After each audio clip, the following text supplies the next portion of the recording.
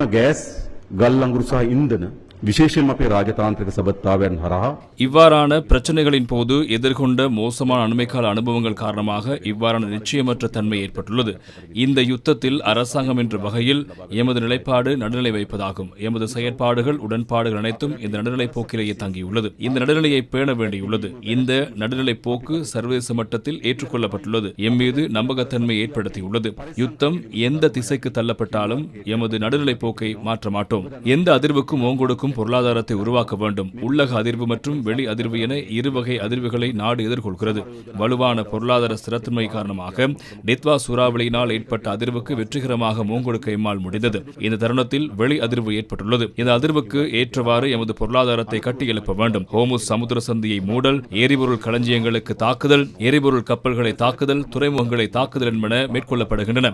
வலுசக்தி சந்தையில் சர்வதேச மட்டத்தில் நெருக்கடியை ஏற்படுத்துவதே இதன் நோக்கமாகும். இது சரியா தவறா நியாயமானதா என்பது வேறு பிரச்சனை. வலுசக்தி சந்தையில் உற்பத்தி, சேமித்து வைத்தல் மற்றும் விநியோக பொறிமுறை முடங்கியுள்ளது. இதனால் எரிசக்தி துறையில் நெருக்கடி ஏற்பட்டுள்ளது. இது யுத்தத்தின் ஒரு மூலோபாயமாக உள்ளது. எரிபொருள் பெற நீண்ட கால விலை மனுக்களை வழங்கியிருந்தோம். ஆனால் இரு டெண்டர்களை உரிய காலத்தில் பெற முடியாதுள்ளது. அவை தாமதித்தே எரிபொருள் விநியோகிப்பதாக அறிவித்துள்ளன. அடுத்து தனியார் விநியோகஸ்தர்களின் ஒரு கப்பல் உரிய காலத்தில் விநியோகம் மேற்கொள்ள முடியாது என அறிவிக்கப்பட்டுள்ளது. இதனால் தேவையான எரிபொருள் விநியோகத்தில் குறைபாடு உள்ளது. இதில் முகாமைத்துவ செயல்முறையொன்று உள்ளதோடு ஒரு கப்பல் தாமதமாக வந்தால் கூட முழு கட்டமைப்பிலும் நெருக்கடி ஏற்படும். வரையறுக்கப்பட்ட வளங்களின் ஊடாகவே நாம் வலுசக்தி துறையை நிர்வகிக்கின்றோம். 2025ஆம் ஆண்டு எமது பொருளாதார துறை குறிப்பிடத்தக்க இலக்குகளை எட்டிய வருடமாகும். இந்த பொருளாதார வெற்றிகளை தொடர்ச்சியாக பேணி இந்த நெருக்கடிக்கு எவ்வாறு மூங்கொடுப்பது என்பதே எம்முன்னுள்ள சவாலாகும். பொதுமக்களும் தமது வாழ்க்கை போக்கில் சில மாற்றங்களை செய்திருக்கிறார்கள். இந்த வலுசக்தி நெருக்கடியிலுள்ள பிரச்சனைகளுக்கு தீர்வு காணும் வழிகளை ஆராய்ந்து வருகின்றோம். அதற்காக பொருளாதார கண்காணிப்பு குழு உருவாக்கப்பட்டது. அந்த குழு குறுகிய காலத்தில் கூடி நிலைமைகளை மீளாய்வு செய்கிறது.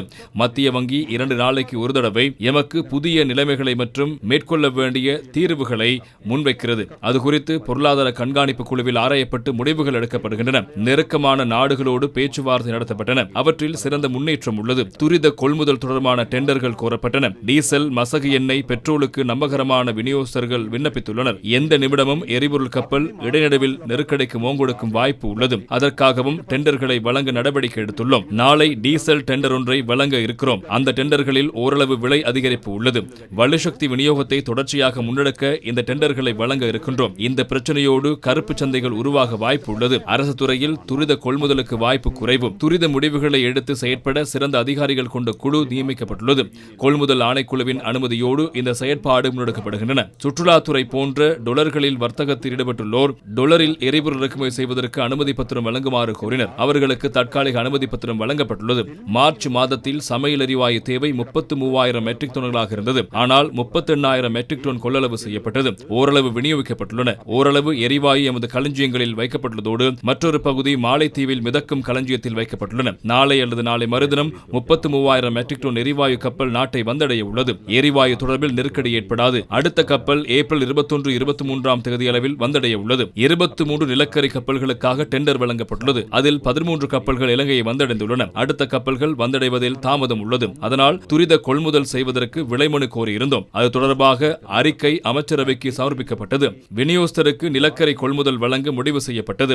5 கப்பல்களில் நிலக்கரி எடுத்து வரப்பட உள்ளது. நம்பகரமான நிலக்கரி விநியோகஸ்தர்களுக்கே இதற்காக பொறுப்பு வழங்கப்பட்டுள்ளது. எமது ராஜதந்திர தொடர்புகளின் ஊடாக எரிபொருள், எரிவாயு மற்றும் நிலக்கரி கொள்வனவு செய்வதற்கு நடவடிக்கை எடுத்து வருகின்றோம். அதற்கான கடிதங்கள் பரிமாறப்பட்டு வருவதோடு ஒப்பந்தங்கள் தொடர்பில் ஆராய்ந்து வருகின்றோம். வலுசக்தி துறையில் நெருக்கடி ஏற்படாமல் தவிர்க்க நடவடிக்கை எடுத்து வருகின்றோம். கைவசம் உள்ள எரிபொருளை பாதுகாப்பதற்காகவே QR முறைமை அறிமுகப்படுத்தப்பட்டது. அதில் சில சிக்கல்கள் உள்ளன.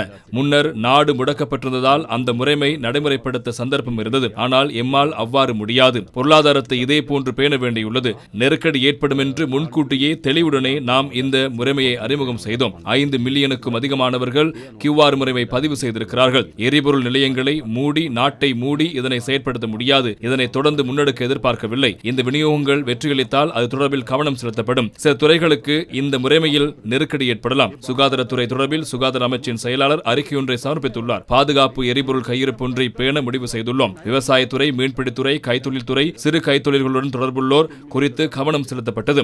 அமைச்சர்களை அழைத்து பேசினோம். கைத்தொழில்துறையினருக்கு தொடர்ச்சியாக எரிபொருள் வழங்க கைத்தொழில் அமைச்சு திட்டம் ஒன்றை தயாரித்துள்ளது. சிறுபோகத்திற்கு எரிபொருள் அவசியம். அவர்களுக்கு கூடுதல் எரிபொருள் வழங்கப்படும். மீனவர்களுக்கு தேவைகளுக்கு ஏற்ப எரிபொருள் வழங்கப்படும். QR முறையினால் போதுமான அளவு எரிபொருள் கிடைக்காத அத்தியாவசிய துறைக்கு பாதிப்பு ஏற்படாத வகையில் கூடுதல் எரிபொருள் வழங்க பொறிமுறை அமைக்கப்பட்டுள்ளது. உணவு விநியோக கட்டமைப்பு தொடர்பில் ஆராய்ந்து வருகின்றோம். உற்சவ காலம் நெருங்குவதால் சில பொருட்கள் களஞ்சியப்படுத்தப்படும். 3 மாத காலத்துக்கு களஞ்சியப்படுத்தும் இறக்குமதியாளர்களோடு கலந்துரையாடியுள்ளோம். 2 வாரங்கள் களஞ்சியப்படுத்தக்கூடிய பொருட்களை இறக்குமதி செய்யும் தரப்பினரும் கலந்துரையாடப்பட்டது. அத்தியாவசிய பொருட்களில் தட்டுப்பாடு ஏற்படாத வகையில் நடவடிக்கை எடுத்து வருகின்றோம். பொருட்களை விநியோகிக்கும் நிறுவனங்களோடு கலந்துரையாடி தேவையான எரிபொருள் வழங்க நடவடிக்கை எடுக்கப்பட்டுள்ளது. மரக்கறிகளை விநியோகிக்க தேவையான எரிபொருள் வழங்கவும் நடவடிக்கை எடுக்கப்பட்டுள்ளது. அடுத்து அரசு துறையில் ஒவ்வொரு அமைச்சுக்கும் இலக்குகள் வழங்கப்பட்டுள்ளன. அவை தமது எரிபொருள் தேவையை 25% குறைக்க வேண்டும். அந்த திட்டத்துக்கு அமைய ஒரு நாள் அரசு விடுமுறையாக அறிவிக்கப்பட்டுள்ளது. அரசு துறையில் குறைவாகவே ஆன்லைன் முறை செயற்படுத்தப்படுகிறது. புதன்கிழமை விடுமுறை வழங்கப்பட்டுள்ளது. அரசு துறை செயற்பாடுகளை தொடர்ச்சியாக முன்னெடுக்க நடவடிக்கை எடுக்கப்பட்டுள்ளது. இந்த பிரச்சினை நீண்ட காலம் நீடித்தால் முகங்கொடுப்பதற்கு தேவையான பொறிமுறை தொடர்பில் கவனம் செலுத்தப்பட்டுள்ளது. இதனால் பாதிக்கப்படும் துறைகள் குறித்து ஆராய்ந்து அவர்களுக்கு நிவாரணம் வழங்க வேண்டுமா அல்லது வட்டியில்லா கடன் வழங்க வேண்டுமா என ஆராய குழு நியமிக்கப்பட்டுள்ளது. எமது வேலைத்திட்டத்தோடு சகல தரப்பினரும் இணைந்து செல்ல வேண்டும். அரசு துறையினால் மாத்திரம் இதனை செய்ய முடியாது. எவரும் அஞ்சவோ குழப்பமடையவோ தேவையில்லை. இந்த சவாலை வெற்றி கொள்ளலாம். அதற்கான பலமான திட்டம் தயாரிக்கப்பட்டுள்ளது. தேவையான மாற்றங்களை அன்றாடம் மாற்றி வருகின்றோம். நானும் எனது அரசாங்கமும் தலையிட்டு பணியாற்றி வருகிறது. இதற்கான ஒத்துழைப்பை மக்கள் வழங்குவார்கள் என நம்புகிறோம். ආණ්ඩුවේ රජ යාන්ත්‍රය 9200 පෞද්ගලිකයි 9500ට එකඟ වෙලා තිබෙනවා. ඒ අනුව අපිට පොහොර බෙදා ගන්න පුළුවන්කම තියෙනවා.